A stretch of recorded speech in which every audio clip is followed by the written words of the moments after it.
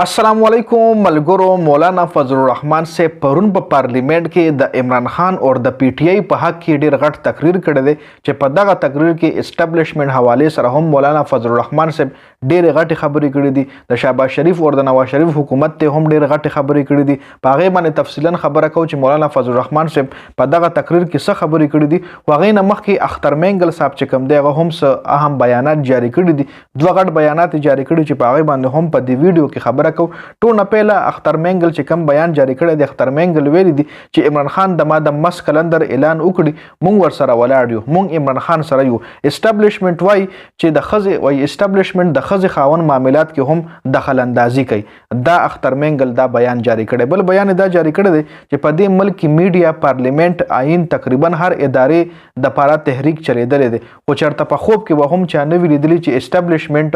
اسټابلیشمنت د پاره به هم تحریک چلیږي جی وای د ملک د ټولو ادارو ازادي جی ایچ کیو کې قید ده دا بیانات چې کوم دي اختر مینګل صاحب جاری کړی دي اوس ډیر صحافیان چې کوم دي ډیر پالیټیشن چې کوم دي آی ډایرکټلی په اسټابلیشمنت باندې ګوتو چتای جی بل عرفان صدیقی شهباز شریف حواله سره بیان جاری کړی یو ډیر فنی جواب یو ډیر فنی بیان دی جی عرفان صدیقی وای چې ما شهباز شریف نه تاسو کړو چې ته دروازه څومره کار کې دروازه 100 غنټې کار کې نو ما ته شهباز شریف وویل چې زه 26 غنټې دروازه کار کوم وای ما ولې چې دا څنګه چل 26 غنټې څنګه کار کې دروازه کې خو 24 غنټې وي نو شهباز شریف را لوي چې 2 غنټې پکې زه خوب کوم لکه د اکثر داسې خبرې وکړي چې خندا خلکو لور شي لکه سوال ته یو شي جواب بل ورکي لکه اوس دله دا پته نشته دی وای 24 غنټې 26 غنټې زه دروازه کار کوم او 2 غنټې پکې خوب کوم او مطلب عجیبه غونته جواب ورکړی دی جی اوس پراشو مولانا فضل الرحمن صاحب حواله بسره چې مولانا فضل الرحمن صاحب په پارلیمنت کې کم تقریر کړي په هغه باندې تفصیلا خبره کو مولانا فضل الرحمن صاحب ویلي دي چې مسله دا نه ده چې پی ټی آی جلسو ته نه پریدي او کله نه چې دا ملک قائم شوی دی نو دا اسټابلیشمنت نه دی قائم کړي بلکې دا ملک چې کوم دی د پاکستان عوامو په غټو قربانو باندې جوړ کړي دي او عوام موږ نه دا تاسو کوي چې پارلیمنت کده چې عوام موږ نه دا تاسو کوي چې دا پارلیمنت د عوامو دی او کده اسټابلیشمنت دی مولانا فضل الرحمن صاحب ویلي چې زموږ معلوماتو مطابق